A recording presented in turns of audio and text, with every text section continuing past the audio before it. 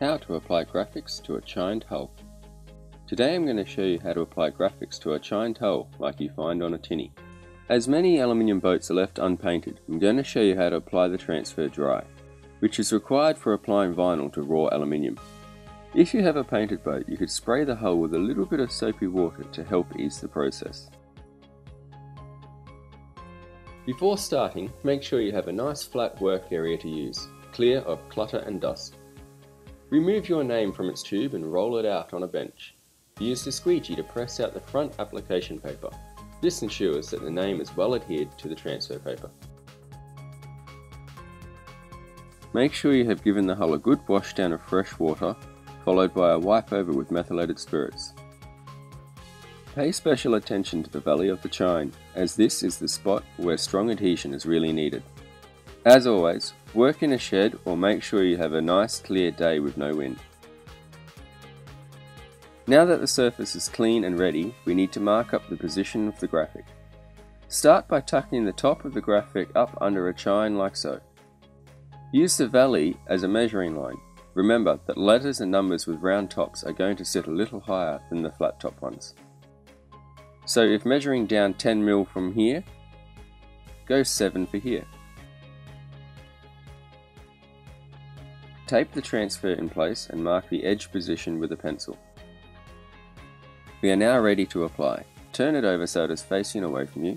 Remove the folded over strip of transfer paper at the ends and remove the backing paper completely. If patches of the vinyl try to lift up with the backing paper, then just push it back down and roll it off against itself as shown. When the backing is completely removed, be very careful not to let the exposed, sticky side touch itself. It will bond to itself very well and possibly ruin the transfer. Hold the graphic stretched and taut like this and lay one edge into the mark. Lightly tack this point into place. Bring the other edge into its mark and lightly tack it into place. If you need to lift the transfer off the hull, it is better to use a quick snapping motion rather than a slow peel. We are going to apply the top flat section or plank first, then work our way down the transfer. To do this, hold the squeegee at an angle like this and work from the center to the outer edge. Try and apply the top half first, then come back and finish the bottom of the flat section after. Be careful to hold the rest of the transfer just off the hull to prevent it from sticking in the wrong spot. Now we need to work the graphic over the chine and into the valley. The most important part here is to make sure that we don't bridge the gap of the valley. We want to apply the chine in two stages. The first roll over the lip and then the flat and valley. First run the squeegee over the lip to roll the transfer onto the flat part of the chine.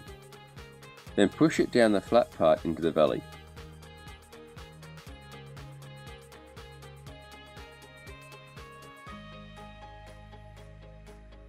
Finally, run the squeegee through the valley to ensure a good adhesion.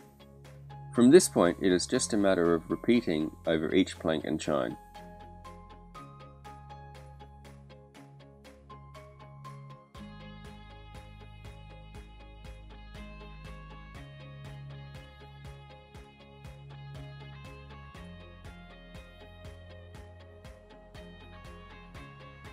Now that the graphic is applied, we just need to wet out the transfer paper to soften the glue and release the front application paper.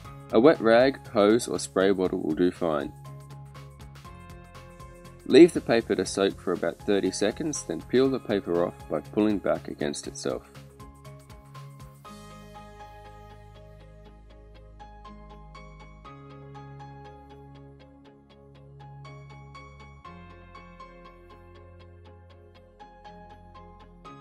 Bubbles can form if there is an uneven application of pressure on the squeegee or if squeegee strokes do not overlap properly. This is nothing to be concerned about. We just need to release the air and push the bubble out. To do this, you will need a round point instrument like a pin or a needle. Do not use a craft knife as it will leave a small cut which will expand over time. Simply pop the bubble and flatten the vinyl out, making sure the hole is the last spot to be pressed down.